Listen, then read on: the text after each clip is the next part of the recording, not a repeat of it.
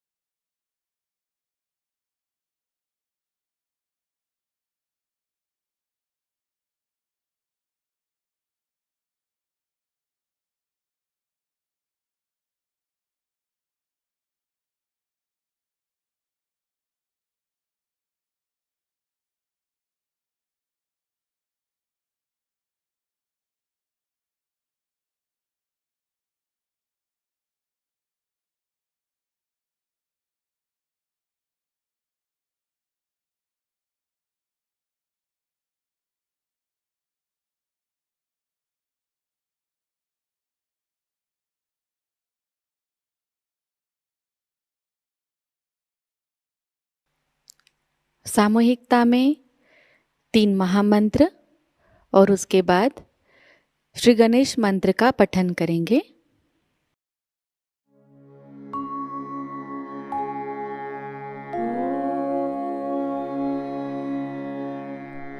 त्वमेव साक्षात् श्री महालक्ष्मी महासरस्वती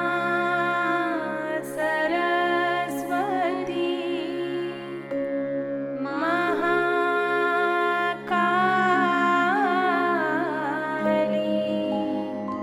त्रिगुणात्मिका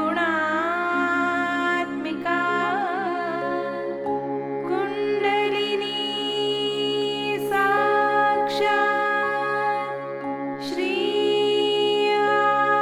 आदिशक्ति माताजी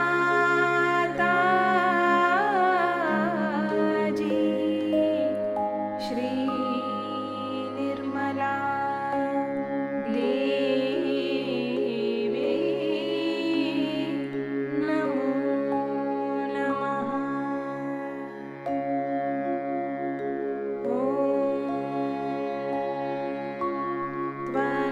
त्वमेव साक्षात्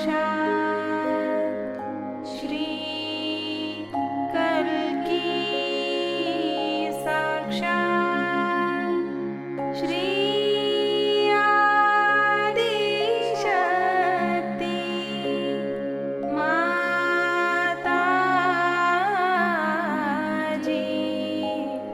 श्री निर्मला देवी नमो नमः।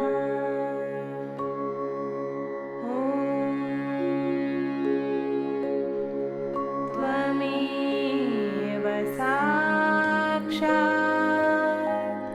श्री कल्की साक्षात् श्री सहस्रार स्वामिनी मोक्षप्रदायिनी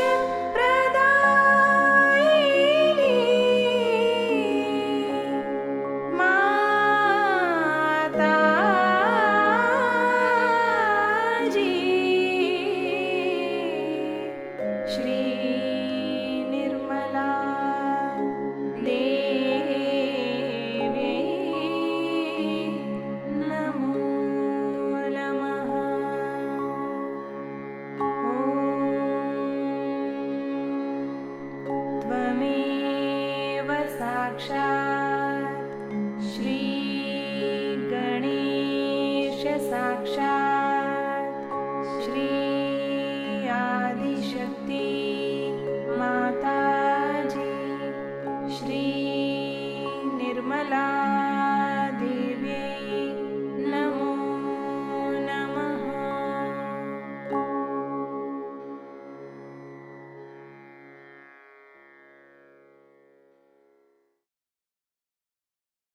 सामूहिक चित्त को केंद्रित करेंगे सहस्त्रार पर।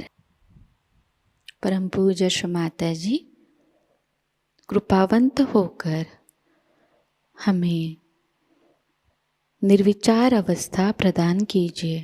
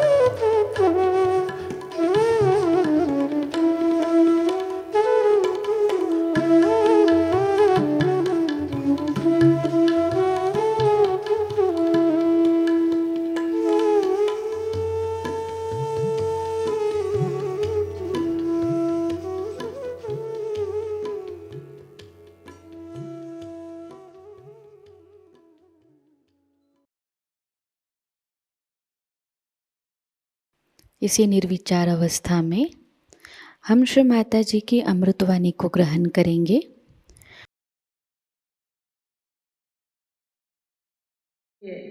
मैं आपसे शरणागत हूँ। एक तरह से कहती हूँ कि जब भी आप लोगों को मेरे लिए हुक्म हो उस जगह मैं हाजिर हो जाऊंगी और जहाँ कहोगे वहाँ मैं स्थापित हो जाऊंगी। लेकिन इसमें आपका जो हमारे ऊपर अधिकार है वो बना रहना, वो पूरी तरह से बना रहना चाहिए। और जब वो अधिकार बना रहता है तो उस अधिकार की पूर्ति भी बहुत आसानी से हो जाती है। अब मुझे तो पता नहीं मैंने इससे कितना रुपया दिया कि क्या दिया, ये तो सारा तो दूसरों का रुपया मेरे जेब से तो मैंने एक पैसा नहीं दिया। लेकिन मैं अपने जेब से भी देना चाहती हूँ, क्योंकि मेरे लिए भी तो आप यहाँ कमरा बना रहे हैं, उसका थोड़ा सा तो कुछ मुझे भी पैसा देना। आप लोग तो बना ही रहे हैं, लेकिन मुझे भी कुछ देना चाहिए।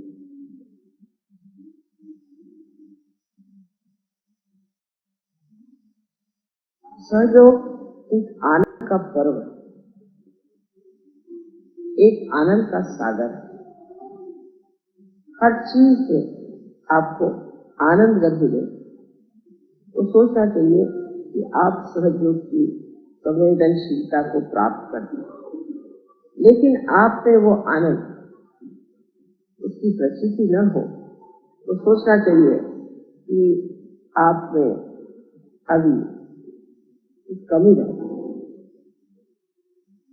इसको बनाने में जो कुछ भी कष्ट हुआ हो, जो कुछ भी परेशानियां हुई और जो कुछ भी आपको खाना पड़ा, ये सब कुछ एक खेल,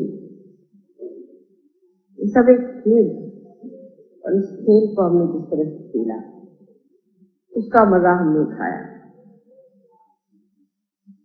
घर बनाना, मकान बनाना, विश्व बनाना, ये सब एक खेल।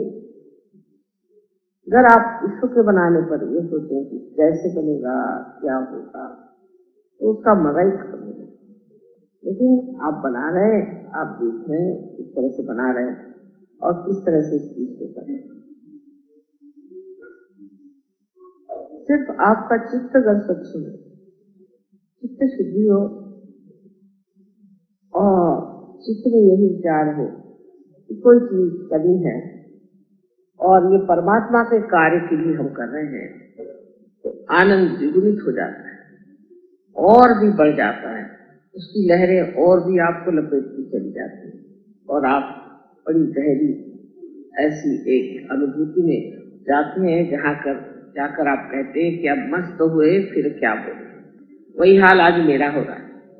ये सारा देख करके, वैसे तो सारा विश्व ही बनाया, लेकिन ये जो भी बनाए, जैसे गुड़िया के खेल में जब आप कुछ गुड़िया का छोटा सा घर बनाते हैं, उसको देख करके बड़ा अद्भुत सा आनंद होता है। ऐसा ही इस विश्व में बसा हुआ ये हमारा आश्रम, इसके प्रति मुझे वही एक अनुभूति प्रतीत हो रही।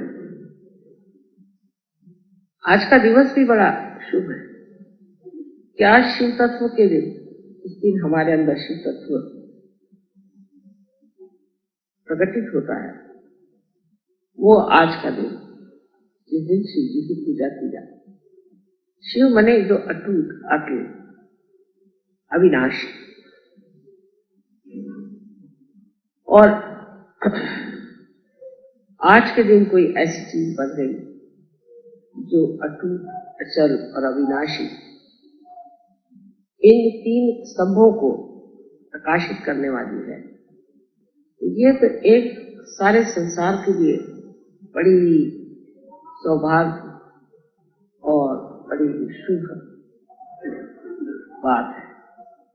इसे हम लोग इस तरह से समझें कि सारे विश्व में हलचल और दुनिया भर की आफत, कलयुग की घोर यातनाएं और उसका प्रकांड तांडव चला हुआ है। ऐसे वक्त एक मेखला जरूर होनी चाहिए जिसको हम पकड़ लें। उस मेखला के लिए एक गणेश का तत्व बिठाना पड़ता है। उस गणेश तत्व को बिठाने के लिए कोई न कोई पृथ्वी तत्व की चीज खड़ी करनी पड़ती है। उसी प्रकार आज गणेश तत्व यहाँ बसाया गया, एक पवित्रता यहाँ लाई गई। ये एक पवित्र मंदिर सा बन गया और यहाँ से पवित्रता सारे संसार में घूम सकती है और उसका जो कुछ भी कार्य है वो बहुत सुचारू रूप से हो सकता है। हर तरह का आक्रमण, आतताई लोगों को ये एक छोटा सा दिखने वाला आश्रम ही बहुत कार्य करता है। तो जिसे कहते हैं कि न्यूक्लियस, इस तरह से ये एक भारतवर्ष में आज न्यूक्लियस सर्वप्रथम संसार में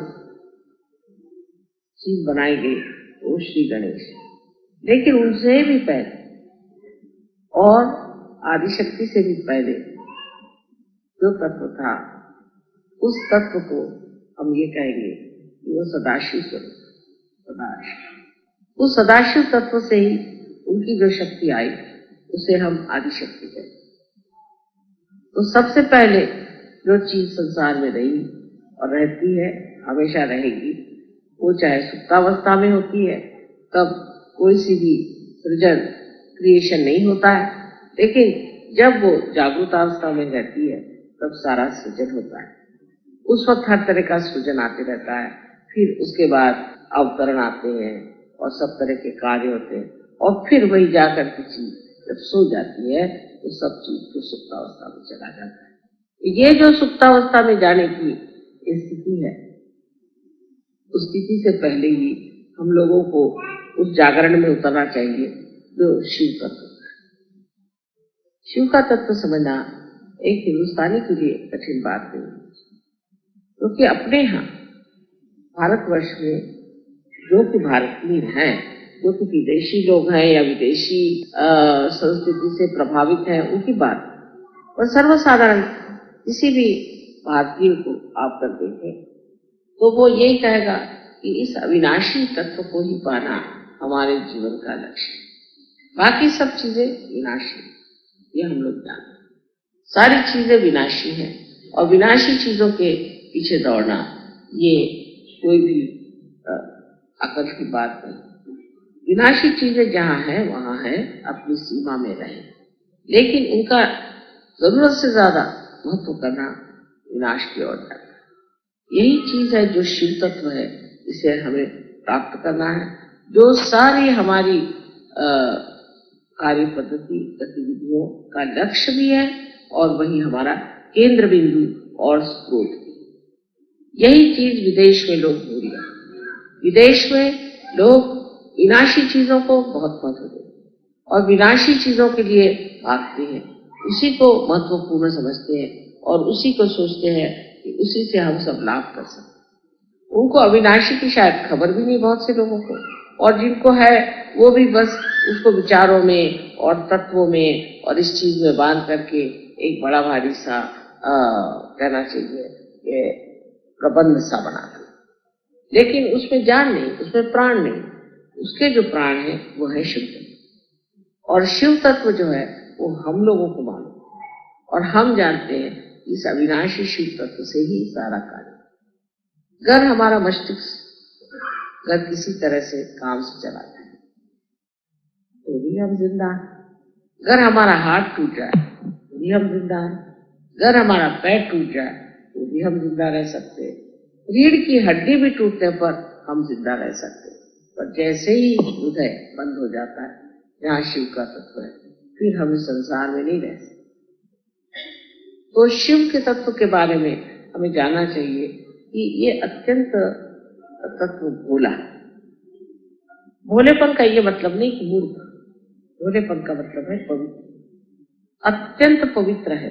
जैसे कि एक पवित्र चीज आपने यहाँ बिछा दी हो, इस पर एक छोटा सा भी दाग लग जाए तो फौरन दिखाई दे देगा। इसी प्रकार शिव तत्व का है कि जैसे ही थोड़ी सी भी गलती करते हैं तो शिव तत्व के प्रकाश में वो एकदम साफ दिखाई दे देगा। अब इस शिव तत्व को अगर आप ऐसा समझे कि हमारे जीवन में इस शिव तत्व का क्या उपयोग, तो जो आज आप चैतन्य को जानते हैं, चैतन्य की जो आपके अंदर अनुभूति होती है, ये ही शिव तत्व का प्रकाश है। और जब तक शिव आपके अंदर जागृत नहीं होते, जब तक आपकी आत्मा आपके अंदर जागृत नहीं होती, आप इस शिव तत्व को प्राप्त नहीं कर सकते, उसकी प्रचिति नहीं कर सकते, उसे जान नहीं सकते। उसकी प्रचिति होना ही एक बोध है। इसी को विद कहना चाहिए, जो वेद है। इसी को नॉलेज कहते हैं, जो ज्ञान है। यही शिव तत्व को जानना। अब शिव तत्व है या नहीं ये तो आप जानते, इसमें आपको शंका नहीं है कि शिव तत्व है या नहीं, किंतु शिव तत्व पे हम जमे हैं या नहीं ये सोचना। शिव तत्व का सबसे बड़ा कायदा ये है, ये प्रेम, प्रेम का स्रोत, प्रेम का लक्ष्य, प्रेम का केंद्र।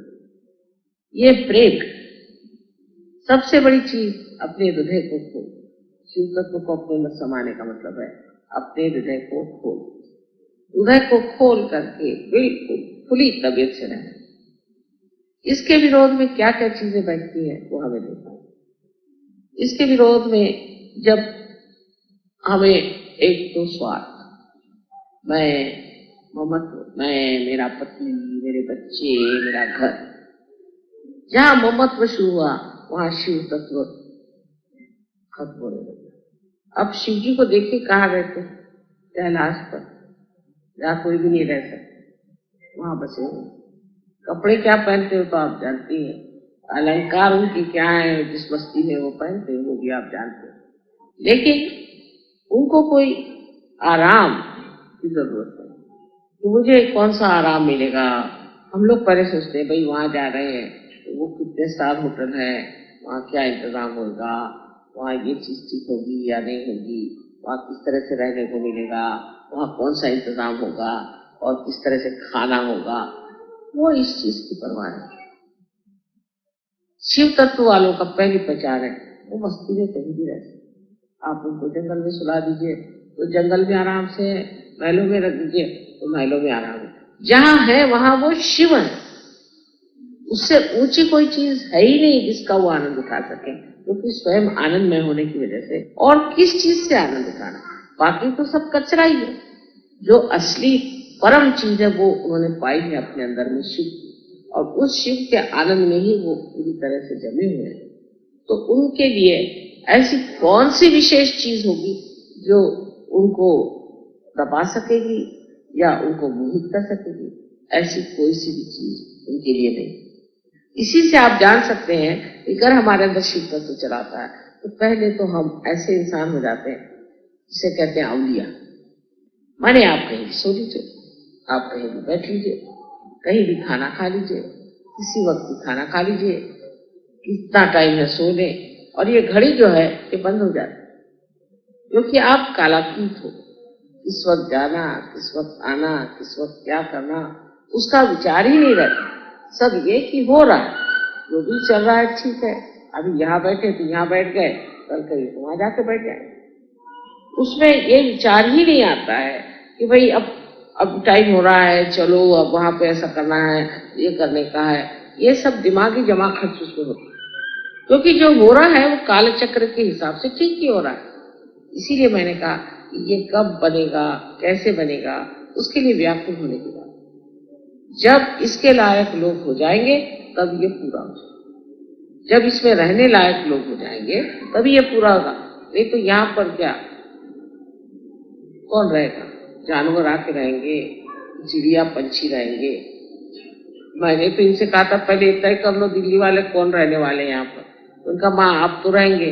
मैंने कहा मैं कौन से आश्रम में रहने वाली हूँ ये बता दीजिए। तो एक मेरे लिए मत आश्रम। आप में से कितने लोग आश्रम में रहना चाहते हैं ये पहले जानिए, क्योंकि हिंदुस्तानी तो बहुत ही ज्यादा सीमित है। उसको तो अपना घर चाहिए, अपनी बीवी चाहिए, अपने बच्चे चाहिए, और बीवी पे रोक जमाने के लिए चाहिए।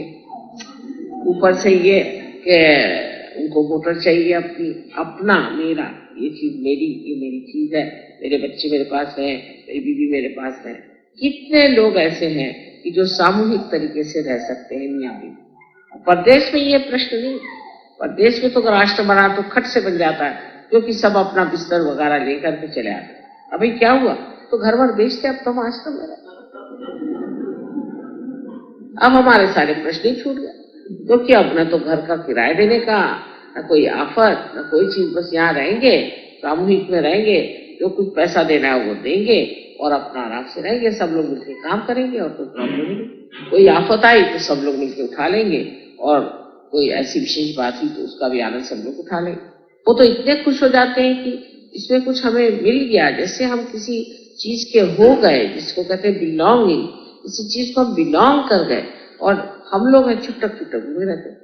अच्छा, उस घर में भी, घर के अंदर भी फिर झगड़े शुरू होते हैं कि साहब ये बड़ा लड़का है, ये छोटा लड़का है, ये बड़ी बहू, ये छोटी बहू, फिर उसका बच्चा, फिर मेरी बहन, फिर ये ठिकाने, उसमें भी झगड़े। क्योंकि ये जो रिश्तेदारी है ये कृत्रिम रिश्तेदारी, ये असली रिश्तेदारी है। कोई किसी का बेटा हो जाए तो इससे उसका रिश्ता नहीं, अगर होता रिश्ता अगर बनता तो झगड़ा क्यों होता है? मतलब इसमें वास्तविकता नहीं, उसमें फिर छोटी छोटी बात की मांग क्यों होती, एक दूसरों में प्यार क्यों नहीं होता? तो जिस तरह से हम आपको कहते हैं कि बाहर के धर्म सब झूठे हैं, इसी तरह से बाहर के रिश्ते भी सब झूठे हैं। एक एक आदमी को इसकी प्रचिति आएगी। अब कोई कहेगा साहब मेरी माँ को बुला दीजिए, माँ को बुला दीजिए। लंदन में हम थे, एक साहब मेरी जान को लगे, तो मैंने कहा अच्छा भाई तुम इतने पीछे पड़े तो माँ को बुला दे। जब माँ को बुला दिया तो वो रोज कहे माँ इससे तो मुझे छुटकारा करे, मेरी जान खा ले, इसको कैसे? मैं कहा पहले तो कह रहे माँ को बुलाओ, माँ को बुलाओ, मेरी जान खा ली। अब ये कि इसको यहाँ से निकालने की कैसे कोशिश करूं, मैं कैसे इसको निकाल कर दूंगी, मेरी सर खा। तो मैंने कहा पहले बुलाया क्यों और अब भेज क्यों रहे? वजह ये है कि ये जो रिश्ता था ये रिश्ता सच्चा है, झूठा है। अगर सच्चा रिश्ता होता तो एक प्रेम में विभोर मनुष्य है, उसमें ये नहीं भावना आती कि ये मेरा है। मेरा की जो भावना है ये झूठी भावना है, ये सच्ची भावना बिल्कुल नहीं। अगर सच्ची भावना आती तो आप मुझे बताइए कि कौन से रिश्तेदारी में आपने देखा है कि एक आदमी को शिकायत हो जाए तो सारे लोग उसके साथ खड़े हो जाए। उल्टे अगर आप सहयोग में आए तो आपकी टांगे खींचे। अगर आप सहयोग में आए तो आपसे कहेंगे चलो फिर हमें ठीक कराओ, और तुमने हमें ठीक नहीं कराया तो हम तुम्हें सहयोग में नहीं जाएंगे, फिर और भी तमाशे खड़े कर। क्योंकि शिव तत्व ही सत्य है, बाकी सब असत्य है। और शिव तत्व का रिश्ता आप जानते हैं वो चैतन्य से। इस प्रकार की जब आप चैतन्य को महसूस करते हैं, आप जानते हैं कि चैतन्य है, तो आप समझ लेते हैं ये जो दूसरा सामने बैठा है इससे कितना आनंद था, कितना। एक बार कलकत्ते में एक साहब मेरे पास आए, वो मेरे पैर पे आते साथ 8-10 वहां जितने भी सर्जन थे दौड़े दौड़े। क्यों क्या हुआ? पता नहीं किया, एकदम से तो बल्ली चढ़ के एकदम खुल गई। हमने कहा जाके देखे माँ को क्या, देखो सामने एक रियलाइज के सामने। अब वो सब खड़े हुए, वो बेचारा झुका ही बैठा बैठा, उसको तो छोड़ो, पकड़ लिया उसको। उसका जो आनंद आ रहा था जैसे कि गुलाब के फूल से भी ना आए ना कमल के फूल से आए, ऐसे उसका मजा उठा रहे। यह असली रिश्ता हुआ कि बैठे कहाँ थे वहां से भागे भागे, क्या मजा आ रहा है। जब ये मजा आने लग गया तब रिश्तेदारी, यही असली दोस्ती है, यही असली सहयोग की प्रेरणा, प्यार और उसका आनंद। ये सिर्फ शिव तत्व से हो सकता है। अगर आपके अंदर शिव तत्व है तो आप आपस में झगड़ ही नहीं सकते। आपने गणों को देखा है कि गण कैसे होते हैं कि वो एक इशारे पे कठिन से कठिन काम सब लोग मिलकर करने लग जाते। कठिन से कठिन बात हो उसमें सब जुट करके करने लग जाते। लेकिन अगर हमारे यहाँ शिव तत्व की जब पूर्ण प्रणाली शुरू हो जाती है, मैंने देखा है कि अगर समझ लीजिए कोई चीज अमेरिका में हो गई तो सारे सहयोग उधर दौड़ पड़े। कोई घटना ऑस्ट्रेलिया में हो गई तो सबका चित्त वहां पर। इतनी बड़ी बात है। लेकिन सबसे पहले इसमें हमें जाना चाहिए जहाँ हम शिव तत्व में स्थित हैं। शिव तत्व में स्थित होना माने मैं नहीं कहती कि आप सन्यासी बाबा बन के आते, पर अंदर से संन्यास्त भाव आना चाहिए। अंदर से संन्यास्त आने भाव का कहना यह होता है कि आप इस तरह से कि एक पेड़ के अंदर उसकी शक्ति या उसके अंदर का जो सैप होता है वो उड़ता है और हर जगह जाता है, हर पत्ती पे, हर शय पर, हर फूल पर, हर फल पे जाता है, फिर लौट जाता है। इसी प्रकार आपका भी प्यार बिल्कुल निर्वाच्य, पूरी तरह से असंग में डिटैच्ड होगा, तब आप शिव तत्व में स्थित हो। और जब वैसे आप हो जाते हैं तब आपको आप एक दूसरे पर मजा आने लगता। नहीं तो एक दूसरे को देख करके वो ऐसा बोले, इन्होंने ऐसा किया। शुरू शुरू में तो ऐसा लगता था कि मैं किसी झगड़ालू घर में घुस गई, जिसका उसका आपस में झगड़ा, न किसी को आपस में मजा आ रहा है न कोई आपस में प्यार कर रहा है। जिसका झगड़ा उससे, उसका झगड़ा उससे। मैं तो देख देख सोचती है भगवान अब मैं क्या, यहाँ कुछ मेरा कार्य तो बनने नहीं। लेकिन धीरे धीरे धीरे धीरे दिमाग ठंडे हो गए, शिव तत्व अंदर स्थापित होने लग गया और अब लोग आपसी प्रेम को आनंद से भोग रहे हैं और जान रहे हैं कि आपसी प्रेम जो है यही सबसे बड़ी चीज। और रिश्तेदारों का भी अनुभव आने लगा ये क्या चीज है। अपना रिश्ता एक ही चीज से होता है, वो है शिव तत्व से। जिस आदमी में शिव तत्व नहीं, जिस आदमी में वाइब्रेशंस नहीं, जिसके वाइब्रेशंस ठीक नहीं है, उस आदमी से आपका रिश्ता हो ही नहीं सकता। कितनी भी कोशिश कर लें तो भी वो रिश्ता बन नहीं। उसको जब तक उसके वाइब्रेशंस ठीक नहीं जाएंगे तब तक आप कुछ भी कर लें, आपको उसके साथ मजा आ ही नहीं सकता। या तो आपके वाइब्रेशंस खराब हो जाएंगे या उसके वाइब्रेशंस खराब। तो आपको ऐसा लगेगा कि इसी के वाइब्रेशंस खराब है तो क्या मेरे खराब हो गए, मेरे खराब है तो क्या इसके खराब हो गए, और एक तरीके से भ्रांतिमय स्थिति आ जाए। आपको यही समझ में नहीं आएगा कि वाइब्रेशंस किसके खराब। तो इसलिए ऐसे आदमी जिनके की वाइब्रेशंस ठीक नहीं, उनसे दूर रहना चाहिए। उसमें कोई किसी को बुरा नहीं मानना चाहिए, उसमें दोनों का लाभ है। अगर आपके अंदर शिव तत्व जागरूक है तो आप उनसे अलिप्त हैं। इसका मतलब ये नहीं कि आप उनको दुष्कारी या बुरा कहें, लेकिन उनका भी शिव तत्व ठीक करना चाहिए और उनसे भी कहना चाहिए कि आप अपना शिव तत्व को ठीक करें। क्योंकि अगर ऐसे लोग बीच में आ जाए तो उसमें कभी भी आनंद नहीं आ सकता। जैसे कि कोई कहे कि दूध में आप दही डाल दीजिए, क्या आ गया, सब तो डिटैच ही है, ऐसा तो होता नहीं। दूध में आपने दही डाल दिया तो दही हो जाए। आप कितनी भी कुछ थ्योरी लगाओ, उस थ्योरी का काम नहीं। उसके सामने जाके प्रार्थना करो, नमस्कार करो, कुछ करो, दूध में आपने दही डाल दिया। और जिन लोगों के वाइब्रेशंस खराब है उनको पूरी तरह से गाइडेंस देना चाहिए, तुम्हारे वाइब्रेशंस ठीक हो जाएंगे, वो सब ठीक हो जाएगा। और तो आपकी शांति और आपके शिव तत्व से वो देख के कहेंगे हाँ ठीक है, ये आदमी कितना शांति में बैठा है, मैं भी ऐसी शांति में क्यों ना बैठूं। इस शांति को मैं क्यों ना, उसका क्यों ना मैं उसका उपभोग। इस तरह का आपका जीवन उस शांति में, सादगी में, प्रेममय में जब घुस जाएगा तो दूसरे लोग जिनके वाइब्रेशंस ठीक नहीं, जो अभी इतने बैठे नहीं है सहयोग में, वो धीरे धीरे बैठे। लेकिन सबको यही कोशिश करनी चाहिए कि हमारा हित का है। हमारा हित इस तरह से पागल जैसे घूमने में और भटकने में नहीं। उस अविनाशी चीज को प्राप्त करना ही हमारे जीवन का लक्ष्य है। हम इसीलिए सहयोग में भी आए, और सहयोग में आकर के हम अगर आधे अधूरे रह गए तो क्या फायदा, हमने क्या प्राप्त किया। उसने हम जिस रास्ते पे आए हम पीछे में बैठ गए, मंजिल तक तो पहुंचे। इस शिव तत्व के बारे में मैंने अनेक बार बातें करी है और बताया, लेकिन दिल्ली वालों के लिए विशेष रूप से शिव तत्व की बात करनी चाहिए। शिव तत्व की बात ऐसी है कि आपको पता होना चाहिए कि जब हृदय आपका पकड़ जाता है तो आपका आज्ञा चक्र, और मैं तो उल्टे करूं, अगर आपका आज्ञा चक्र पकड़ गया सामने का तो आपका हृदय एकदम से संकुचित होता है, एकदम छोटा होता है। और जब आपका आज्ञा चक्र खुल जाएगा आपका हृदय एकदम ठंडा ठंडा उसमें से बहना। आज्ञा चक्र चढ़ता है अहंकार से,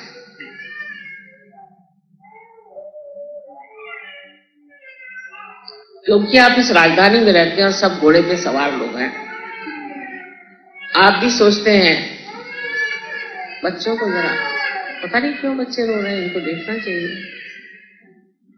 जो बच्चे रो रहे हैं उनको देखना चाहिए।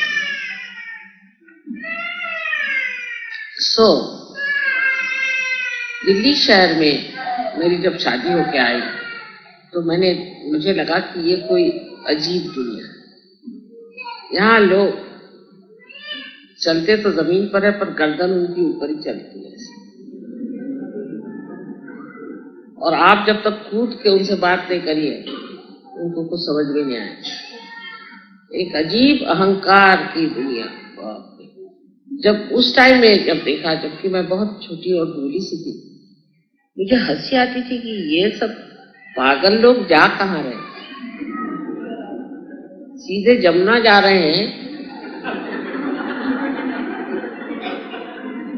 किसी घाट पे जा रहे हैं कुछ समझ भी नहीं आता, तो मैं देखा करती थी और मुझे बड़ा आश्चर्य, सबकी गर्दन यहां से उठकर 6 फुट चलती। और इसका कारण ये कि अहंकार, इतना अहंकार। एक चपरासी भी अगर दीदी घर में आए तो वो शनील के सूट पहन करके लिपस्टिक लगा करके पहुंची घर में। मैंने सोचा कोई मेमसा भी होगी, नाखून रंगाए हुए, लिपस्टिक लगाए हुए, चूड़ियां पहनी हुई, बिल्कुल फैशनेबल। और मैं तो उसके सामने बिल्कुल ही गांव की औरत लग रही थी। तो मैंने सोचा कोई मेम साहब होगी, तो मैंने उनसे कहा चाहिए, उनको सोफे पे बिठा दिया। वो बैठे ना, मैंने कहा आप बैठिए बैठिए।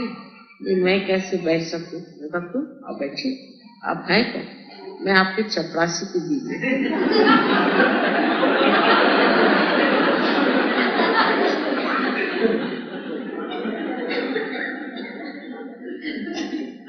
तो मैंने कहा कोई हल्के बैठ जाइए अब आप। और फिर इतनी उसमें घमंड थी, मैंने देखा कि उतनी तो कलेक्टर के नहीं हुई। तो मैंने कहा जब इनका यह हाल है तो कलेक्टर की भी क्या होगी।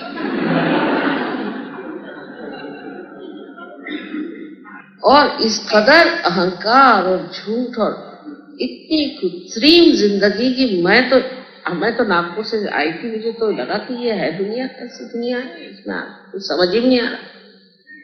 अजीब अजीब से अनुभव आने लगे। जैसे हमारे पति आए तो वो शास्त्री जी के साथ थे।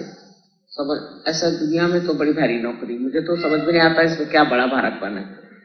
तो एक हमारी सहेली हमें मिली, वो हमारे कॉलेज में पढ़ती थी, वो तो हमसे बात ही नहीं करे।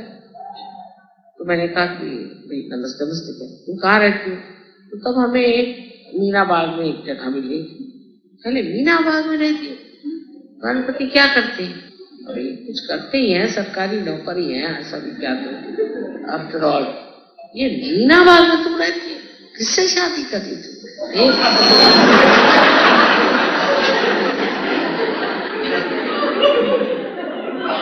तुमको और कोई नहीं मिला?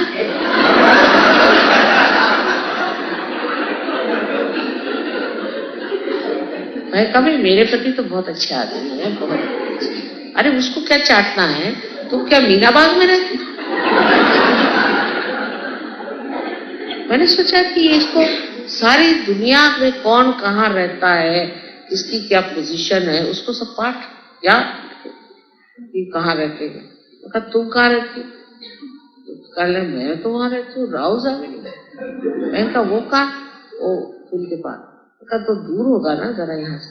अरे तो क्या मेरे पास पेपर है, उसमें क्या है, कहीं भी हो, रहते तो शान से। मेरा पति तो ये है, मेरा पति। पहले तो मेरे यही नहीं में समझ में आता था कि एडिशनल, अंडर, ये सारे प्रीपोजिशंस का क्या मतलब है। मेरे हस्बैंड से मैं पूछती थी कि एडिशनल और अंडर में क्या फर्क है।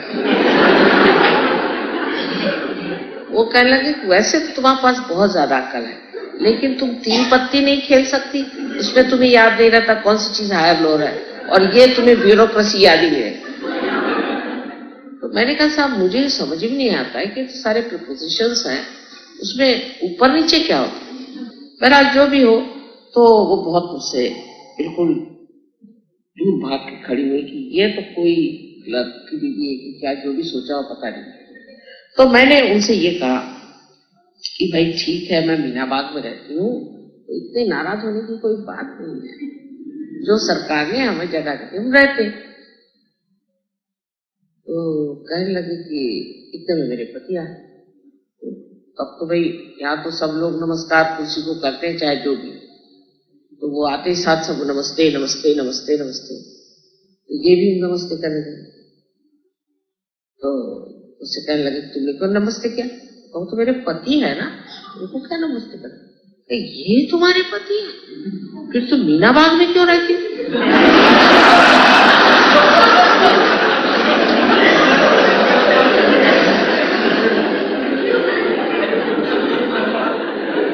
तो जैसे कि कोई वो एरवड़ा का जेल है कि क्या मीना बाग में। इसमें इतना ऑब्जेक्शन क्या? अरे ये तुम्हारे पति, अरे तुम तो बड़े आदमी की बीवी हो। मैं कहा मेरी पता नहीं, वे लंबे हैं मेरे हस्बैंड।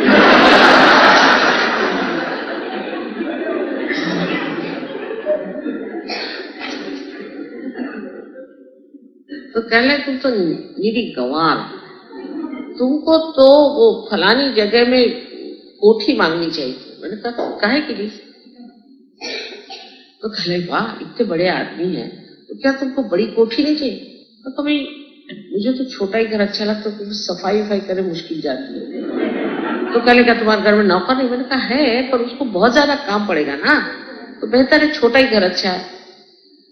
इस कदर यहाँ पर आर्टिफिशियलिटी, ऊपरी तरह से बात, ऊपरी तरह का बात। उसके बाद तो वो समझ लीजिए उन्होंने मुझे रोज एक फोन करती थी, मैं तो परेशान हूं। मैंने कहा इसको क्या होगा भाई, अभी तो ये मीनाबाद से घबराती थी और वो रोज ही आने के लिए बैठी हुई मीनाबाद, समझ में नहीं आ रहा। इस तरह की ये चीजें मैंने जब देखी तो मैंने सोचा यहाँ के लोगों का दिमाग क्या हो जाएगा।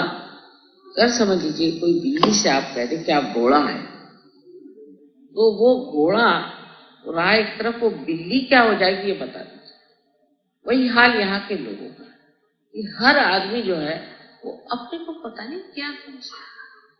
और ये सब बाहर की लादे हुए गोबर के टुकड़े, उनको लेकर के कौन सी शान बघारते हैं। ये तो कल गिर जाएगी, सब चीज गिर जाएगी, ये सब विनाशी चीज रखा क्या। आज बड़े कुर्सी पे बैठे, कोई भी आदमी हो, कितना भी खराब हो, बिल्कुल पक्का प्रसिद्ध लोफर हो, कैसा भी हो, वो कुर्सी पे बैठे सब हाथ जोड़े खड़े। वो कोई प्रतिबंध है ही नहीं कि किस तरह का आदमी कुर्सी पर बैठे। अच्छा, और अगर वो आदमी उस कुर्सी से उतर गया तो उसकी सारा कच्चा चिट्ठा आप पूछ लीजिए। जब तक वो कुर्सी पर है तो वो तो समझ लीजिए भगवान से भी बढ़, भगवान ही लोग उसको कहते हैं। आपको आश्चर्य होगा कि बहुत से लोग उस सभा में जब आते थे हमारे हस्बैंड को मिलने, तो पूछते थे वो भगवान जी हैं? मैंने कहा कौन भगवान जी? तो साहब वो भगवान जी हैं, भगवान। तो मैंने कहा शास्त्री जी कौन? अरे वो परम भगवान। आप कौन? मैंने कहा यहाँ मैं नौकरानी हूँ। तो तब से मैं अपने पति को भगवान जी चिढ़ाती हूँ, कहना बस करो, आप मुझे मत चिढ़ाया करो। इस कदर का घमंड, इस कदर का जोर, इस कदर की जबरदस्ती, और उसमें एक औरतों में जो एक विशेष रूप से एक विचार आता है कि ओ इसकी, मुझे तो यही नहीं पता था कि मेरे पति कहाँ, कितना, क्या उनकी पोजीशन है। और उन लोगों को तो सारी सिविल लिस्ट मालूम, उनका नंबर इतना तो उसका नंबर उतना तो उसका ये। मैंने कहा ये क्या घोड़े की लिस्ट बना रहे हो? ये किस लिए तुम इस तरह की बातें कर? और उन लोगों की बातें मुझसे समझ ही में मेरे आती नहीं थी, क्योंकि बैठे बैठे डिस्कशन करती रहती थी, इसको ये प्रमोशन मिला, उसको वो प्रमोशन। अच्छी भली पढ़ी लिखी औरतें, एजुकेटेड, हम लोगों के साथ पढ़ी लिखी औरतें थी, वो ना कुछ पढ़ना, ना लिखना, ना कुछ जानना, ना कोई बातें, बस ये कि पति की नौकरी कौन सी, उसी के एक प्रकाश में मार अपने को कुछ तो कुछ। इस कृत्रिम जीवन से आप एकदम हट जाइए, इस कृत्रिम जीवन को एकदम आप छोड़ दीजिए। ये जो कुछ भी बेमसाबियत है ये अब खत्म हो चुका, अब असलियत पर आना है, क्योंकि अब सहयोगी, और सहयोगी के लिए ये जरूर है कायदे कपड़े पहने, कायदे से रहे, सुशोभित रहे, ये सब चीज ठीक है, लेकिन अपनी सीमा में, अपनी सीमा में।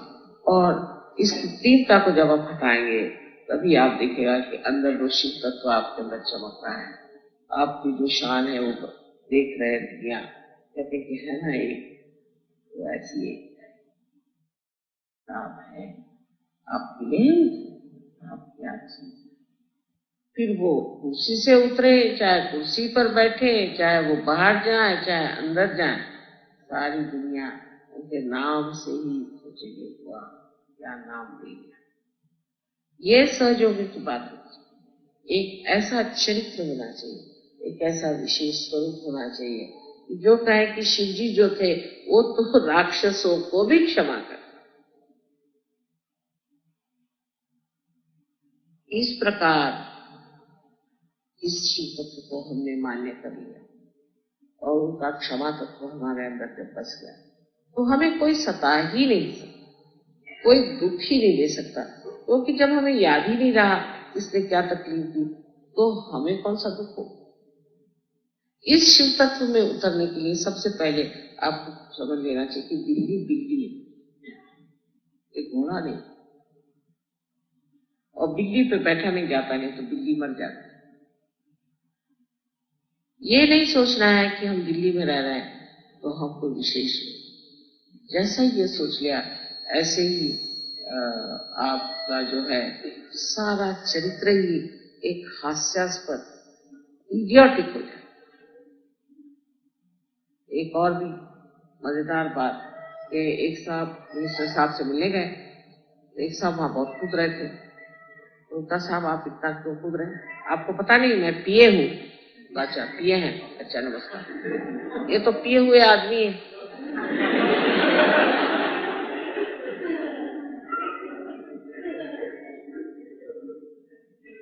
तो इस प्रकार इस दिल्ली का बहुत अनुभव हो जाए और उसमें भी मेरे जैसी एक दो गवार औरतें थी, तो हम लोग बैठे बैठे धर्म की चर्चा और इसकी चर्चा करते थे। बहुत कम, लेकिन अधिकतर सब ने ऐसी बातें, जो लड़कियां हमारे साथ कॉलेज में पढ़ती थी, इतनी सीधी सरल सादगी से रहने वाली, उनको पता नहीं एकदम उनके पर कैसे चढ़ जाए। फिर हर चीज में ये मेरा गाना, एक जब उनका नैपकिन खो गया तो वो सारे ब्रह्मांड को फोन करेंगे, भाई तुम गलती से मेरा नैपकिन तो नहीं ले। अरे भाई एक गया तो गया, चूल्हे में गया। एक किसी का चम्मच खो गया, उसके लिए वो सारी दुनिया में फोन करेंगे कि भाई वो एक मेरे यहाँ से चम्मच खो। ये शर्म भी नहीं आती किसी चीज, ये बेशर्मी से इस तरह की कंजूसी की बातें करना। और ऊपर से आप लिपस्टिक लगाओ, ये बनाओ, अपना श्रृंगार करो, और अंदर से तो आप इतने तुच्छे छोटे तबीयत के लोग, उनको क्या इतना महत्व देंगे जो कि छोटी छोटी चीजों के लिए, इतनी बर्बाद चीजों के लिए परेशान है। कभी कभी तो आश्चर्य हो जाता है कि किस तरह से ये लोग अपने को इतना बड़ा बना के दिखाते हैं और होते हैं कितने तुच्छे, कितने लो लेवल। उनसे तो एक चीज नहीं छूटती, एक इतनी सी चीज किसी के पास रह जाए उनके प्राण निकल जाए, वो सब अपने साथ ले जाने वाले। तो शिव तत्व में जब हम अविनाशी चीज को सोचते हैं तो संसार की सारी चीज जो है वो हमारे लिए क्षण भंग है। किसी चीज का महत्व, उसके पीछे छिपी हुई या उसमें अंतर्हित जो चेतना है उसी का प्यार। जैसे मैंने आपसे बताया था कि मैं कश्मीर गई थी तो वहां 5 मील दूरी पर मुझे वाइब्रेशंस आए। मैं ड्राइवर से कहा कि यहाँ से चलो, वहां से चलो। वो मुझसे कहने लगा यहाँ तो कोई चीज नहीं। मैंने कहा नहीं चलिए, यहाँ कुछ होगा जरूर। जाके देखा तो बहुत मुसलमानों के ऐसे छोटे छोटे घर थे। आगे जाके पूछा यहाँ क्या है? कहने यहाँ हजरत इकबाल का एक बाल है। मेरे अभी लोग क्या करेगा, एक बाल हजरत इकबाल माने कौन? मोहम्मद साहब। एक बाल वहां रखा हुआ और 5-6 मील पे मैंने उसे पकड़ा। एक वाइब्रेशन से आप सोच लीजिए कि एक बाल में क्या शक्ति होगी। इसी तरह से ये आपका जो आश्रम है, इसकी मिट्टी, पत्थर, सीमेंट जो भी लगा है उसका महात्म्य नहीं है, लेकिन इसके अंदर बसे हुए मेरे बच्चों का महात्म्य है। इन्होंने अपनी मेहनत से, प्यार से इसे बनाया और हर चीज इसकी वाइब्रेट करे। आगे लोग मेरा फोटो न मिले तो इसी के बाहर बैठ करके वाइब्रेशन दे। तो ये आपके ऊपर निर्भर है कि जब आप इसके अंदर आए तो याद रखें कि आप अपने शिव तत्व को जागरूक करने आ रहे हैं, शिव तत्व को पाने आ रहे हैं, उसी को जानने आ रहे हैं। और जिस आदमी में शिव तत्व होता है वो आनंदमय है, हंसता खेलता है। जिन लोग सीरियस होते हैं उनको रोज चाहिए अपने मुंह पे 2 थप्पड़ मार, क्योंकि मैं जब देखती हूँ तो मेरा ही मन करता है कि 2 थप्पड़ इनको लो। जब आपके अंदर शिव तत्व जागृत हो गया तो आप इतनी मनहूस शक्ल बना के क्यों आए और सवेरे से माफ करो, माफ करो। भाई काहे की माफ करो? सवेरे से चलता है, माफ करो माफ करो माफ करो। मैंने कहा देखो फिर से मत कहना माफ करो, नहीं तो एक लगाऊंगी। क्योंकि बात यह है कि हम लोग तो शिव तत्व को प्राप्त है और हमारे अंदर आनंद की ऊर्मियां उठ रही हैं। हम सीरियस कैसे हो सकते हैं? कोई हमारे घर में कोई मातम हो रहा है कि कोई मर गया? और ये भी एक बीमारी उत्तर हिंदुस्तान में है, खासकर आदमी लोग जब उनके बीवी के साथ होते हैं तो देख लेना चाहिए, तो ऐसा मुंह लटका लेते हैं जैसे स्मशानी ही चले जाते हैं। कभी मैंने इधर के आदमियों को औरतों से हंसते खेलते बोलते देखा नहीं। ज्यादातर तो कहते हैं हमारे भैया लोग जो यूपी के हैं कि जिस आदमी आगे चलता और बीवी घूंघट निकाल के 10 कदम पीछे चलता, वो बेचारी देखती चलती कि उनका चमरौधा कहाँ जा रहा है उसको।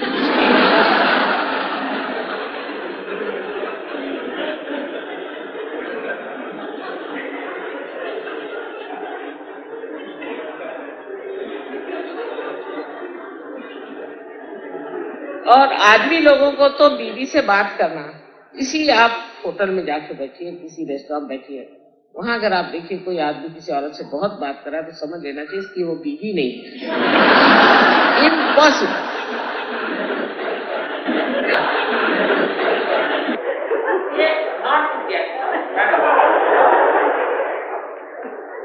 क्योंकि बीवी से बात करते वक्त उनको पता नहीं क्या बिच्छू काट जाता है। और ये इतना कॉमन एक्सपीरियंस मैंने देखा है कि बीवी वो घर में खाएगा, उससे बात भी नहीं करने का, ना उसे कहीं बाहर ले जाने का, उससे कोई कंपेनियनशिप नहीं। और शिव और पार्वती ये दोनों अटूट संबंध से बने, जैसे चंद्र और चंद्रिका जैसे अटूट संबंध। किसी और के साथ उनका संबंध चल ही नहीं सकता और आनंद आ ही नहीं सकता, क्योंकि स्त्री उनकी शक्ति है और यही कार्य करती है जो ये चाहते हैं। इतना आपस में मधुर उनका संबंध है और किस तरह से आदान प्रदान और किस तरह से आनंद। तो आदमी जो है वो हंसता खेलता रहे, औरतें जो है वो भी हंसती खेलती रहे और आपस में बड़ा प्रेम और आनंद आता रहे। उसे कहना चाहिए ये जो है ये शिव और पार्वती का तत्व मिला। शिव अपने ढंग से, पार्वती अपने ढंग से। शिव जी ये नहीं कहते कि तुम मेरे ढंग से जाओ और पार्वती ये नहीं कहती कि तुम मेरे ढंग से, ना कोई जबरदस्ती ना कोई ये, और आपस में एक तरह का बड़ा सा ही अच्छा लास्ट जिसे कहते हैं प्यार मनमुटाव चलता है।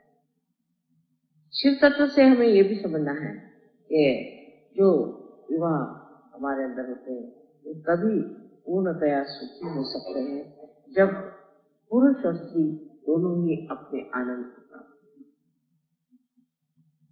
जब तक स्त्री ये सोचेगी कि मैं आदमी को कितना कब्जा करूं और आदमी सोचेगा मैं अपनी औरत को कितने कब्जे में रखूं, तो उस वक्त में समझ लीजिए यह आनंद खत्म। और इतनी बेवकूफी की बात है जब अपने सामने सब कुछ थाली भर के रखा हुआ, सब आनंद हमारे लिए पूरा भरा हुआ है और हम उससे अछूते रहे।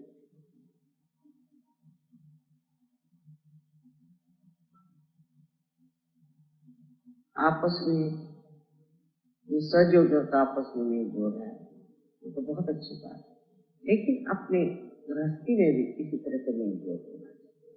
ना कोई स्त्री पुरुष को डोमिनेट करे, ना पुरुष स्त्री को डोमिनेट करे, सब लोग अपने अपने जगह आनंद लें। इसमें आपको ये भी है, यहाँ औरतें इसलिए भी चिड़ती आदमी से बहुत, दिल्ली में मैंने देखा उनके पति काम में बहुत व्यस्त है। अगर आपके अंदर शिव तत्व, आपके हृदय में शिव तत्व है, इस शिव तत्व से ही आनंद मिलता है। अगर आप चाहें अपने पति से आप आनंद को नहीं पा सकते, उसे सुख पा सकते, उससे आप अहंकार को अपने पाल सकते, लेकिन पति से आपको आनंद नहीं। आनंद के लिए तो आप ही का अपना शिव तत्व है, उसको पाना। तो फिर दुखी रहने कौन सी बात, अगर उसको काम करना है, मेहनत करना है। हम तो अपने जीवन में आप बताएं तो आपको विश्वास ही नहीं होगा, जितने साल तक हम इंडिया में रहे हमारे पति ने एक दिन छुट्टी ली, सारे एक, वो भी इसलिए छुट्टी ली एक दिन, उस दिन मौलाना आजाद मर गए थे और सब चीज बंदी हो गई। लेकिन मैंने कभी शिकायत, तो मैं अपने आनंद में मगन हूँ, मुझे क्या, वो तो अच्छा ही काम कर रहे हैं, जिसका काम कर रहे हैं, मेहनत कर रही है, वो काम करने दो। और उनके काम की वजह से मुझे भी तो कितने लाभ हो रहा है, तो उनको बार बार सताने से फायदा क्या, और तकलीफ देने से फायदा क्या। उल्टे जब वो थक के आए, उनको तकलीफ हो तो उसको देखना चाहिए, उनको आराम देना चाहिए, उनको संभालना चाहिए। ये चीज हमारे यहाँ हो नहीं पाती, इसलिए भी आनंद पड़ता है। औरतें तो दिन भर आराम करती हैं और शाम को चाहती कि आदमी 12-1 बजे तक उनको घुमाते थे। सो इसमें आपको ये पता होना चाहिए, आपको अगर पूरे रात भी घुमाए आपको आनंद नहीं आने वाला, तो क्या आपका आत्मा ही जागरूक, आपका आत्मा जागरूक कर हो जाए तो आपको इसकी जरूरत ही नहीं होती। हम दोनों आदमी आज तक कहीं घूमने अकेले नहीं गए आप पास, लेकिन कुछ मुझ में कमी नहीं है, मैं तो मस्त हूँ, मुझे तो और उनमें भी कमी नहीं। अगर ये चीज समझ ली जाए कि ये हमारी आत्मा से ही हम आनंद को प्राप्त करते हैं, और जिस सुख को हम सोचते हैं वो विनाशी सुख, तो जब तक आनंद में रहना, आनंद में रहो। ये चीज नहीं की, वो चीज नहीं की, ऐसा नहीं किया, दोनों का भी कहना ये दुख का कारण। आज इसलिए मैं बता रही हूँ कि मनुष्य निस्संग में आ जाए, निस्संग, कोई भी चीज उसको न रोके, जहाँ किसी भी चीज की लालसा, किसी भी चीज की इच्छा उसको न दबाए, तब कहना चाहिए वो सहज होगी, तब वो सहज होगी हो जाए। जहाँ वो किसी भी इच्छा से पूरा नहीं, ये चीज नहीं है चलो दूसरी, वो चीज है चलो दूसरी चीज, ऐसा जो मस्त रहता है आदमी, उसको कहना चाहिए वो सहज होगी। और आशा है इस दिल्ली शहर में आप इस तरह के लोग तैयार होने वाले और होंगे, क्योंकि अब हमारा आश्रम बन गया है और आज इस शुभ अवसर पे हमने शिव तत्व को प्राप्त किया है, जो आनंद है। लोग देख करके सोचे कि हाँ साहब आनंद होते, और आनंद की जो एक लहर होती है, जो आपस में जो एक उसका फैलाव होता है, देख करके मैं इतनी खुश होता हूँ, मेरे बच्चे इतने आपस में खुश हैं, जो प्रेम से बैठे हैं और एक दूसरे का मजा उठा रहे हैं।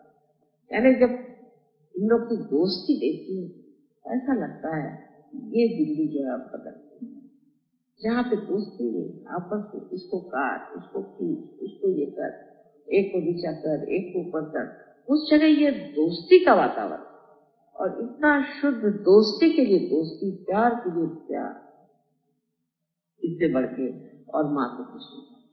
ये जिस दिन हो जाए तो मैं कहूँ कि इस आश्रम बनाने का और मेरी जो मेहनत है उसका सब मुझे फल।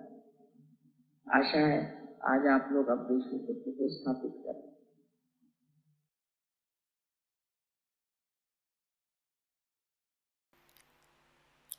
इसी अवस्था में हम कुछ समय निशब्द ध्यान में बैठते हैं।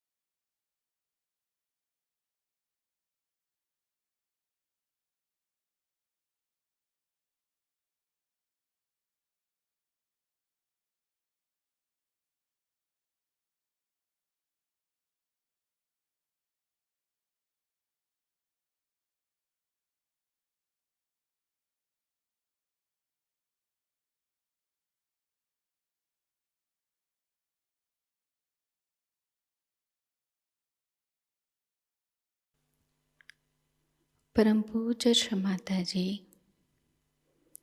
आपकी परम कृपा में हम सदैव सामूहिकता से जुड़े रहकर आपके श्री विराट और श्री विराटांगना स्वरूप के आशीर्वाद को प्राप्त करें।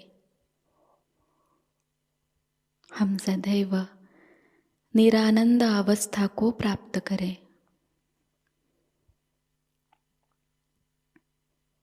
श्री माता जी, आपकी परम कृपा में अपने प्रकाशित ज्ञान से अनन्य भक्ति में उतरकर हम सहयोग का प्रत्येक कार्य करें और उस कार्य को करते समय हम अकर्म अवस्था को प्राप्त करें। श्री माता जी, आपकी परम कृपा में हम सब प्रकाश बनकर इस विश्व का आध्यात्मिक उत्थान के मार्ग में मार्गदर्शन करें। कृपावंत होकर हम सबको कुशल संभाषण, दैवी कूटनीति, प्रभावी व्यक्तिमत्व और विवेक प्रदान कीजिए।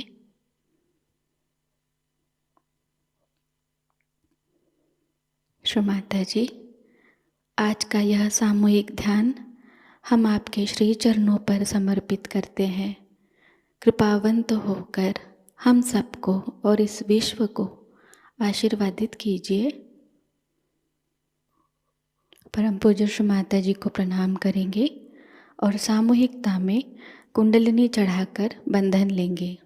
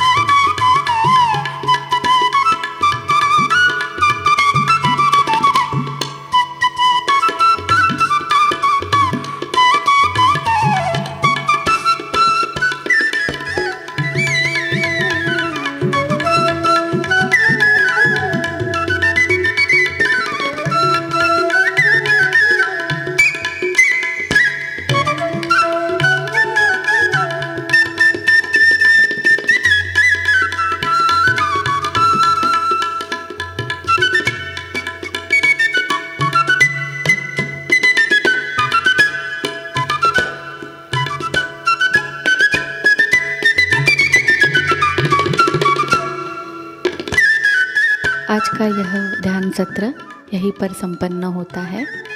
जय श्री माता जी।